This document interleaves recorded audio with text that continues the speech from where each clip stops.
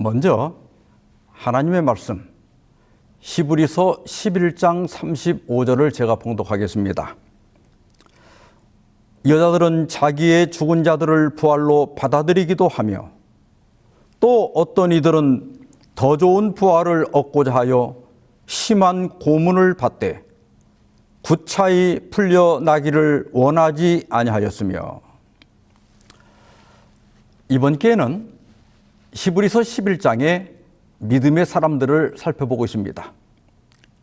가급적이면 유명한 분들보다는 덜 알려진 분들을 살펴보고 있는데요.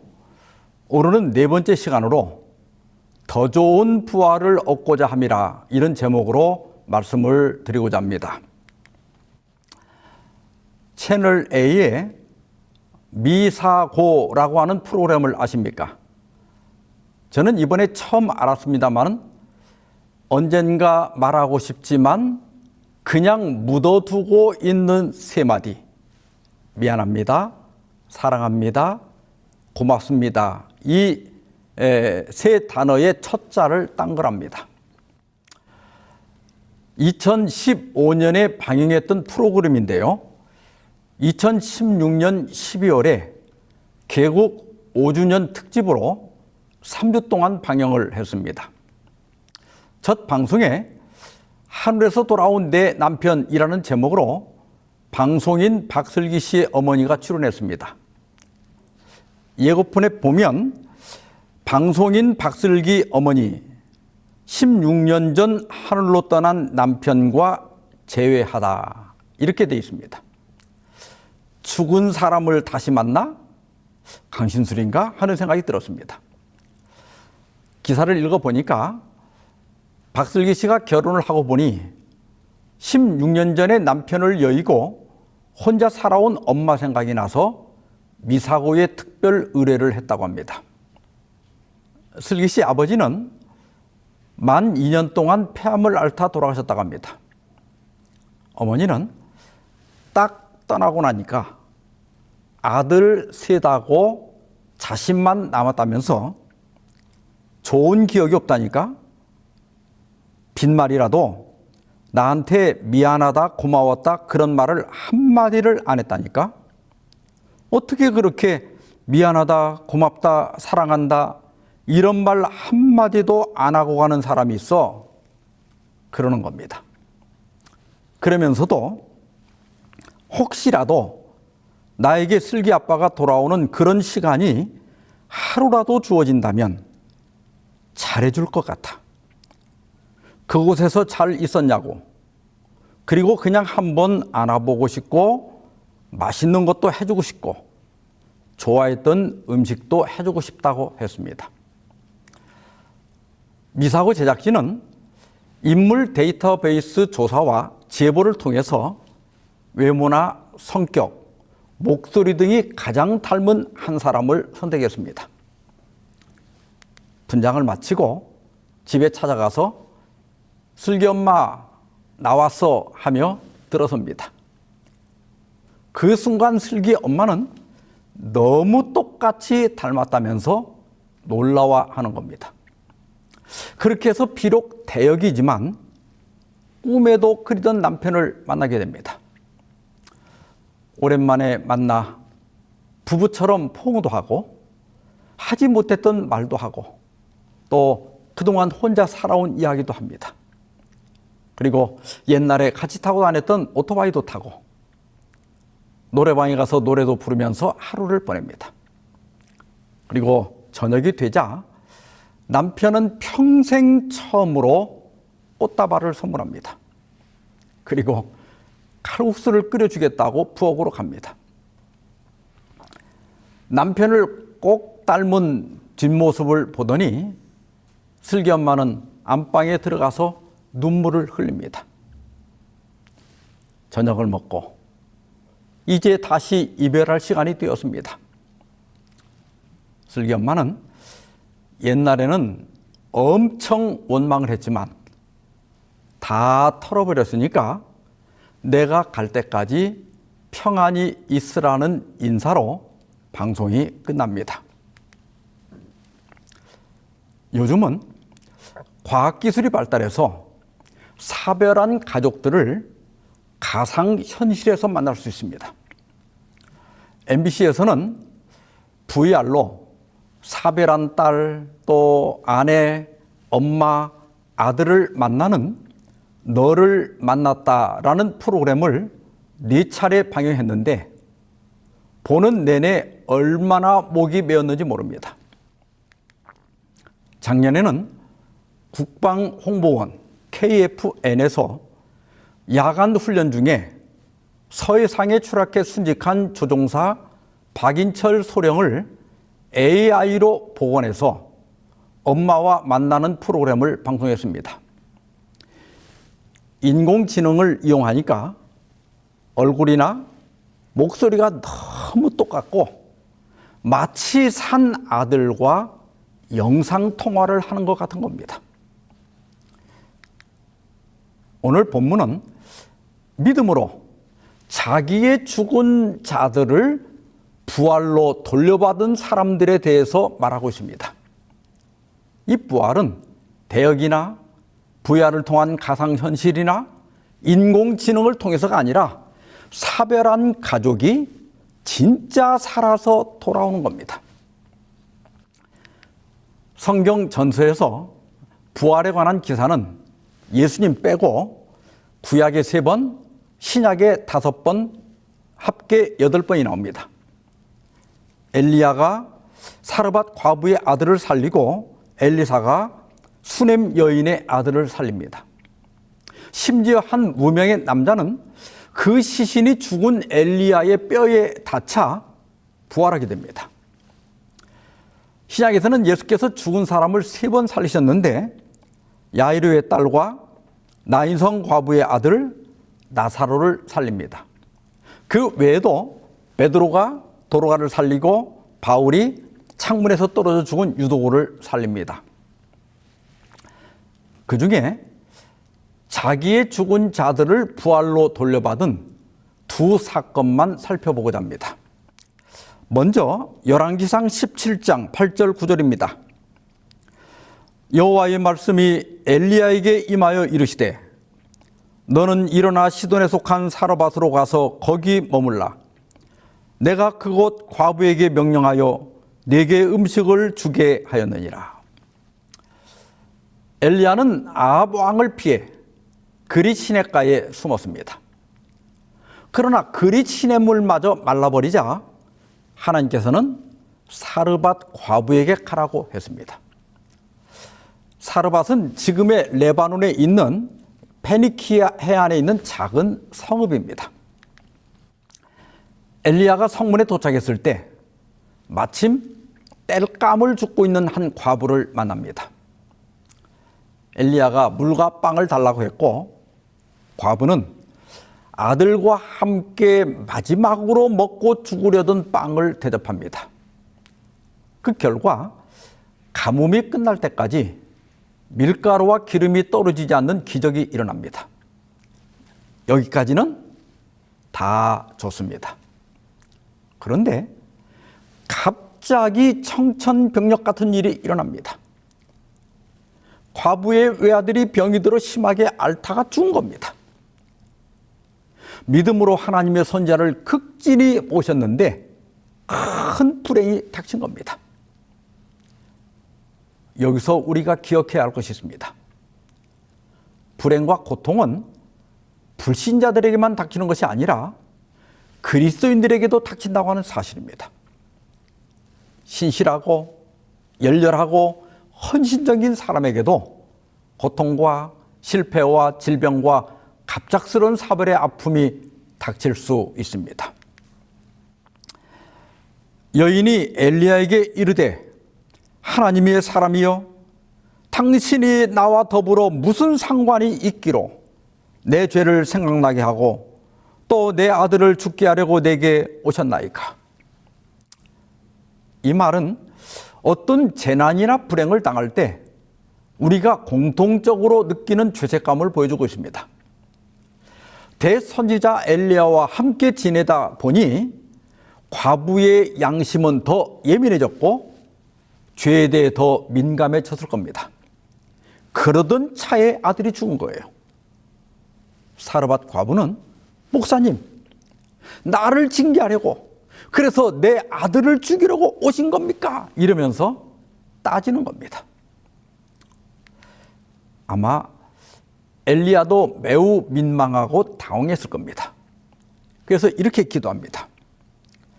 여호와께 부르짖어 이르되 내 하나님 여호와여, 주께서 또 내가 우고하는 집 과부에게 재앙을 내리사 그 아들이 죽게 하셨나이까.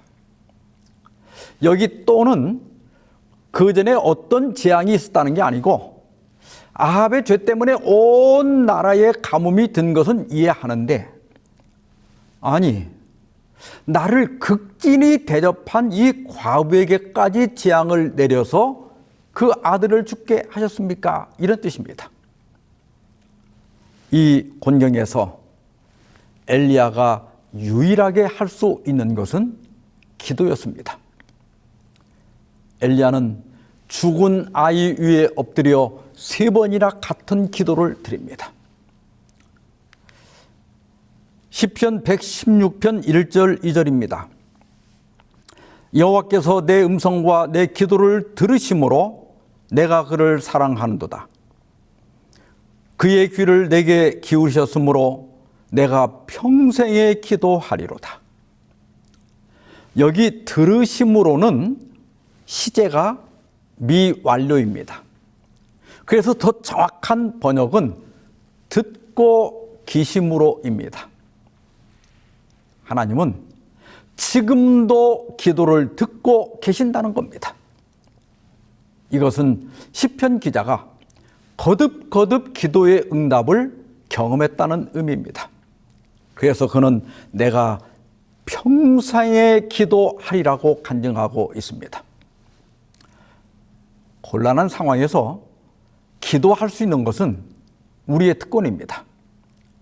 우리의 기도가 항상 우리가 바라는 대로 응답되는 건 아니지만, 그러나 하나님이 듣지 않으시는 기도는 없습니다. 아이가 병들어 죽는 것은 죄로 창조의 질서가 망가진 세상에서 자주 일어나는 우리의 일상 중에 하나입니다. 이 사건은 신실한 그리스도인에게도 불행이 닥칠 수 있지만, 그러나 하나님은 그러한 불행에서 우리를 도우신다는 것을 보여줍니다. 엘리야의 기도가 마쳤을 때 기적이 일어납니다. 그 아이의 혼, 다시 말해 생명이 돌아온 겁니다. 엘리야가 그 아이를 안고 다락에서 방으로 내려가서 그의 어머니에게 주며 이르되 보라, 내 아들이 살아났느니라. 여인이 엘리야에게 이르되 내가 이제야 당신은 하나님의 사람이시오 당신의 입에 있는 여호와의 말씀이 진실한 줄 아노라 하니라. 보라, 내 아들이 살아났느니라. 얼마나 많은 어머니의 아픈 가슴이 이런 말을 듣고 싶어 했을까. 그러나 그들이 신실하기만 하면 이때 들었던 말과 똑같은 기쁜 말씀을 가까운 장래에 듣게 될 것이다. 저는 자녀들을 사별한 몇 분을 알고 있습니다. 보라, 내 아들이, 내 딸이 살아났느니라. 그 아이가 죽었을 때 이런 말을 얼마나 듣고 싶었겠습니까? 그러나 우리가 이해할 수 없는 어떤 이유로 우리의 자녀들이 잠들었습니다. 지금은 사별한 자녀를 만날 수 없습니다. 그러나 우리에게는 분명한 약속이 있습니다. 머지않아 우리 주님이 오실 때 천사는 그 부활한 우리 아들, 우리 딸을 안고 보라, 네 아들, 네 딸이 살아났느니라고 말할 겁니다. 저는 이 말씀을 믿습니다. 친실한 믿음으로 그 날을 기다리다가 사별한 가족들을 다시 만나게 되기를 주의 이름으로 축원합니다. 그 다음에 신약으로 넘어와서 나사로입니다. 베다니에 사는 나사로는 누이 동생인 마르다와 마리아와 함께 예수님의 총애를 받는 제자였습니다. 예수님은 가끔 피곤하거나 인간적 우정이 그리울 때, 그리고 바리새인들을 피해 쉬고 싶을 때 나사로의 집을 찾으셨습니다. 예수께서 수전절을 맞아서 예루살렘에 가셨다가 예수님의 신분 논쟁으로 유대인들이 돌로 치려고 하자 요단 동편 페레아로 피하셨습니다. 그때 베다니에 사는 마르다와 마리아로부터 급한 전갈이 왔습니다. 주여 보시옵소서, 사랑하시는 자가 병들었나이다. 이 말은 예수님과 그들의 우애와 사랑이 얼마나 애틋했는지를 보여주고 있습니다. 두 자매는 예수께서 만사를 제쳐놓고 달려오실 줄 알았습니다. 그런데 이상하게 예수님은 죽을 병이 아니라고 하면서 이틀이나 지체를 하시는 겁니다. 페레아에서 베다니까지는 약 40km, 100리나 됩니다. 부지런히 걸어가도 하루가 꼬박 걸립니다. 소식을 전하러 갔던 사람이 돌아와 예수님의 말씀을 전했지만 얼마 후에 나사로가 숨을 거두고 맙니다. 만약 예수님이 그 사람을 따라왔다면 나사로가 죽기 전에 도착하셨을 겁니다.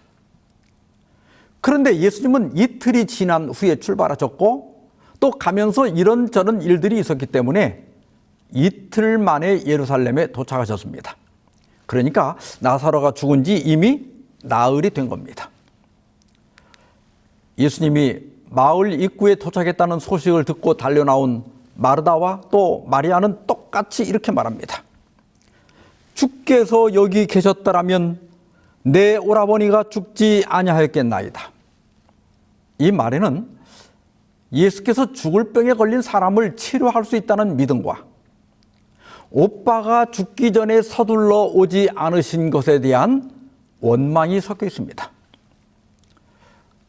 우리도 가끔 비슷한 경험을 합니다. 우리가 정말 필요할 때 하나님이 침묵하실 때가 있습니다. 또 다른 사람의 기도는 다 들어주시는 것 같은데 내 기도만 응답하시는 것 같은 때가 있습니다. 하나님은 왜 우리가 불행에 빠지도록 내버려 두실까요? 처음 나사로에 대한 소식을 들었을 때 예수님은 이렇게 말씀하셨습니다. 이 병은 죽을 병이 아니라 하나님의 영광을 위함이요 하나님의 아들이 이로 말미암아 영광을 받게 하려 함이라. 언뜻 들으면 하나님과 예수님의 영광을 위해서 나사로가 병들고 죽었다는 말처럼 들립니다. 나사로를 죽게 그냥 놔뒀다가 그 다음에 살리셔서 하나님이 영광을 받으신다. 이게 얼마나 황당한 말입니까? 그러면 하나님은 병 주고 약 주는 분이 됩니다.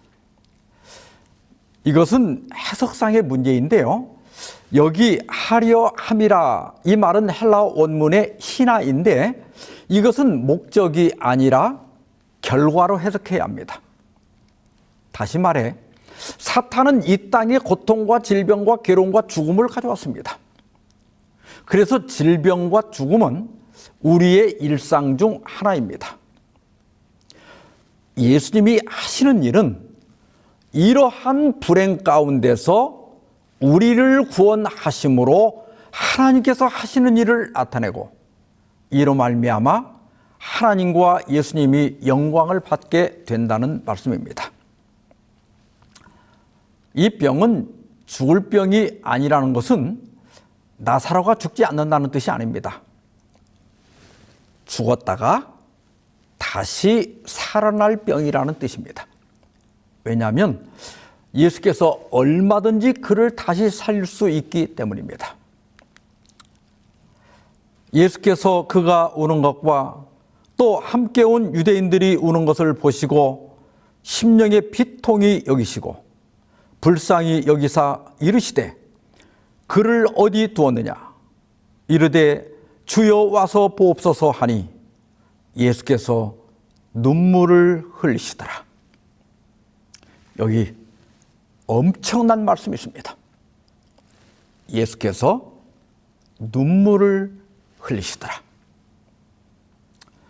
예수님은 우리를 단지 불쌍히 여기시는 것이 아니라 우리의 슬픔에 동참하는 분이십니다.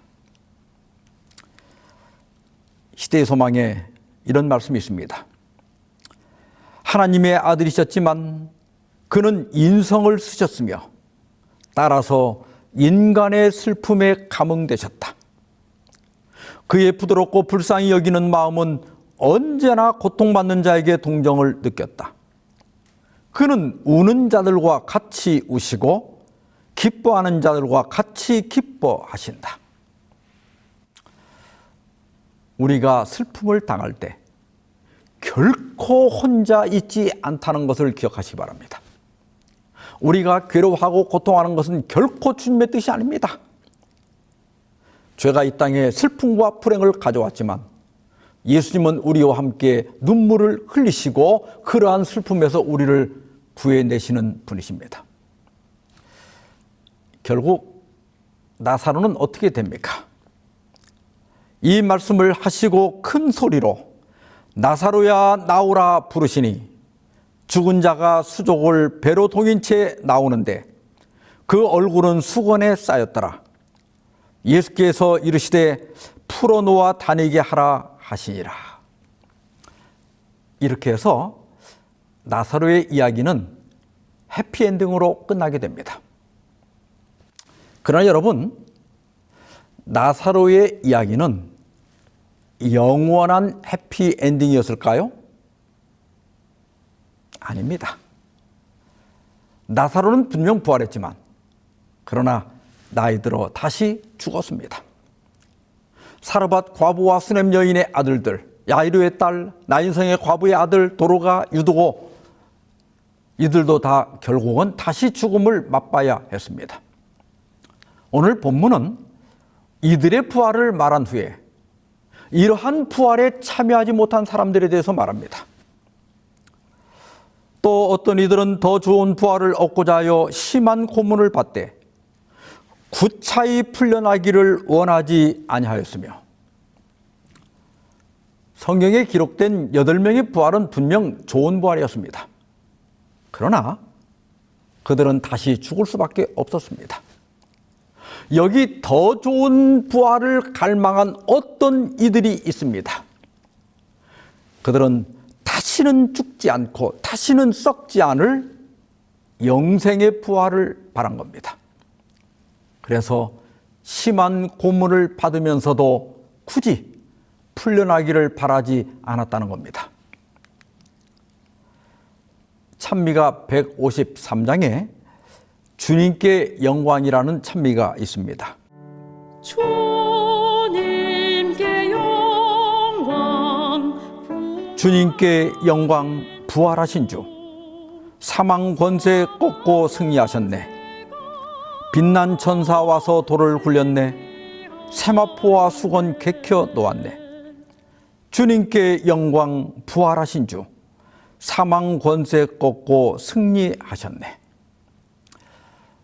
이 찬미는 본래 핸델의 오라토리오 유다 마카베우에서 제57번 합창곡인 보라 승리의 용사 돌아오도다 라는 이 유명한 곡에다가 스위스 자유교회 목사인 에드몽 부드리 목사가 사망의 권세를 꺾고 부활하신 그리스도를 찬양하는 가사를 붙인 겁니다.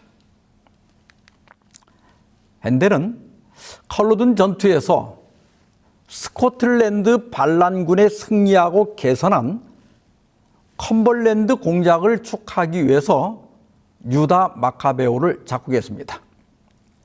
이것은 유다 마카베오가 예루살렘 성전을 더럽힌 안티오쿠스 4세 군대를 몰아내고 승전한 것에 비유하여 컴벌랜드 공작의 승전을 축하하는 내용입니다.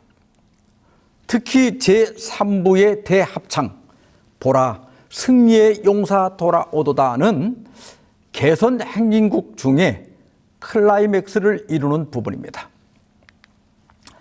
셀레우코스 제국의 8대 군주로 즉위한 안티오코스 4세는 스스로를 에피파네스라고 불렀습니다. 에피파네스는 계시된 신을 의미합니다.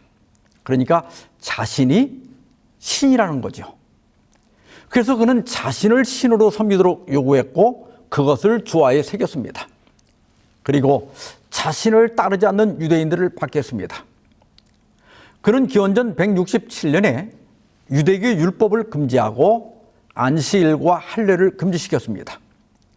가장 결정적인 것은 그의 12월에 성전의 제단을 치우고 그 자리에 제우스 제단을 세웠습니다.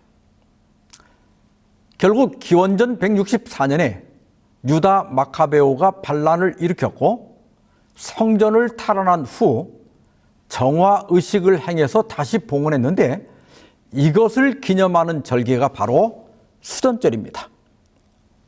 유다 마카베오는 이것을 빛의 축제라고 불렀는데 랍비들은 봉헌을 의미하는 하노카라고 부릅니다. 이때의 역사를 기록한 책이 마카베오서입니다.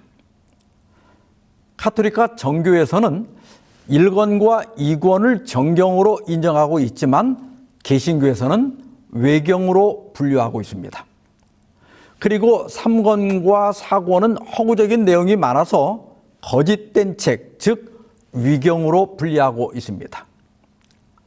그러나 마카베오서 제1권과 2권은 신구약 중간 시대에 관한 역사적 참고 자료로 많이 활용되고 있습니다.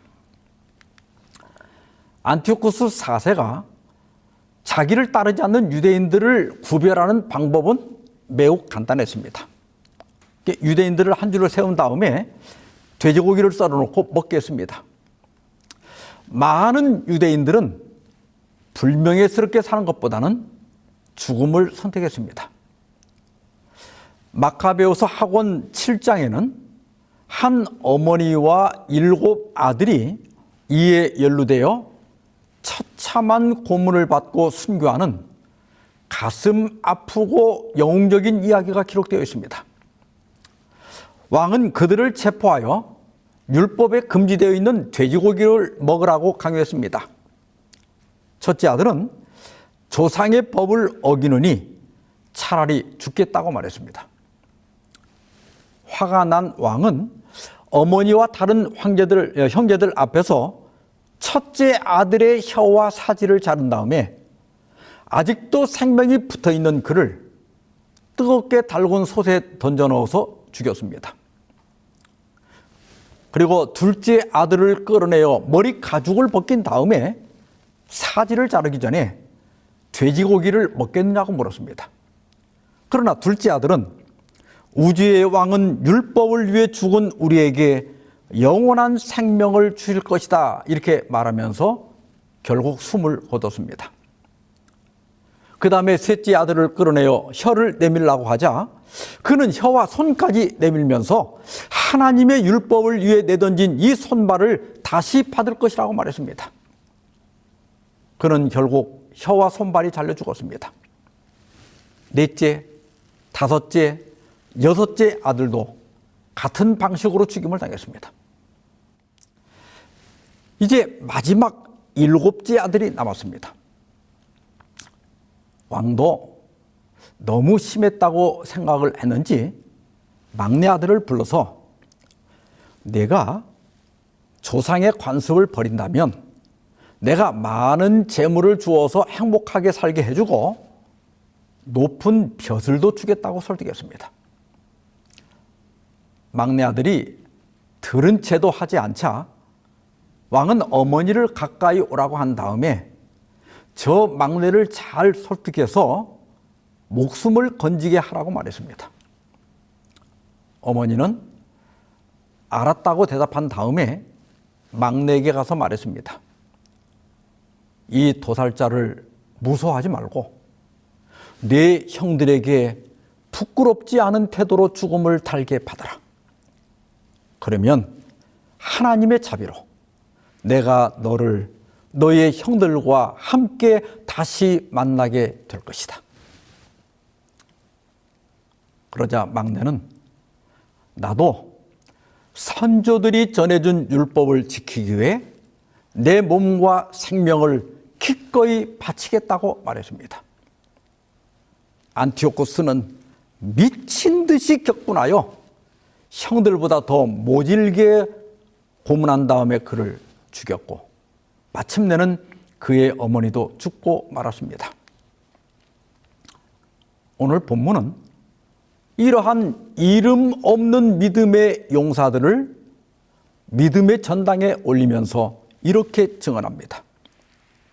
또 어떤 이들은 더 좋은 부활을 얻고자 하여 심한 고문을 받되 구차히 풀려나기를 원하지 아니하였으며, 그리고 조롱과 채찍질과 결박과 투옥을 당하고 돌에 맞아 죽고 톱으로 켜서 죽고 칼에 죽은 일들을 나열한 다음에 38절에서 이런 사람은 세상이 감당하지 못하느니라 하였습니다.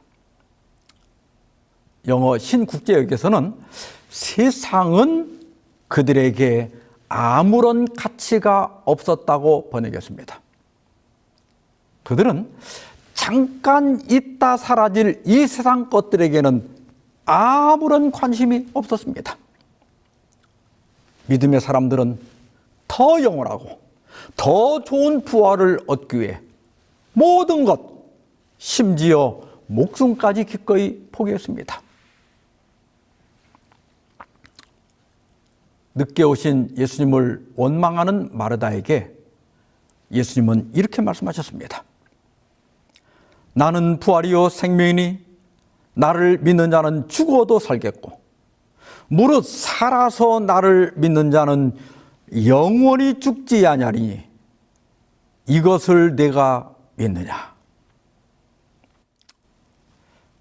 여러분도 이 말씀을 믿습니까? 아멘. 저도 이 말씀을 믿습니다.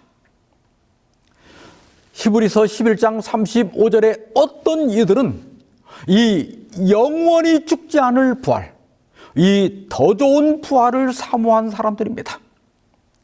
그래서 그들에게는 이 세상은 아무런 가치가 없었습니다. 그래서 그들은 기꺼이 광야와 산과 동굴과 토굴 그리고 죽음을 선택했습니다. 저는 암과 같이 불치병에 걸린 분들을 많이 만났습니다. 삶에 대한 본능처럼 강한 것은 없을 겁니다. 어떤 분들은 자기 환부에 손을 얹고 기도해 달라고 합니다. 저는 그분들과 상담하면서 나으려고 하지 말고 살려고 하라고 공고합니다. 혹 병이 낫는다 해도 우리 모두는 결국 죽게 됩니다. 그래서 낫는 것보다는 살려고 해야 합니다. 오늘 본문의 어떤 이들은 살려고 한 사람들입니다.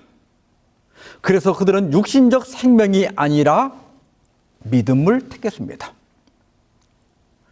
그들은 예수님의 말씀대로 영원히 죽지 않습니다. 왜냐하면 그들 속에 이미 영생을 소유하고 있기 때문입니다. 모세는 믿음으로 하나님의 백성과 함께 고난받기를 잠시 죄악의 낙을 누리는 것보다 더 좋아했습니다. 그 이유는 상주심, 즉 더 좋은 부활을 바라보았기 때문입니다. 우리 이름을 믿음의 전당에 올릴 수 있도록 기도합시다. 그래서 주님 오실 때 더 좋은 부활에 참여하는 저와 여러분이 되기를 바라면서 오늘 말씀 마치겠습니다. 기도하십시다. 자비로운 주님, 더 좋은 부활을 얻고자 고문을 받되 구차히 풀려나기를 원하지 않았던 그 어떤 이들의 명단에 저희도 참여할 수 있도록 믿음을 더하여 주시옵소서. 사랑하는 가족을 사별한 주의 자녀들을 위로해 주시고, 비록 이 땅에서는 헤어졌으나 주님 오시는 영광의 아침에 더 좋은 부활에 참여할 수 있도록 자비를 베풀어 주시옵소서. 이 모든 말씀을 예수님의 이름으로 기도하옵나이다. 아멘.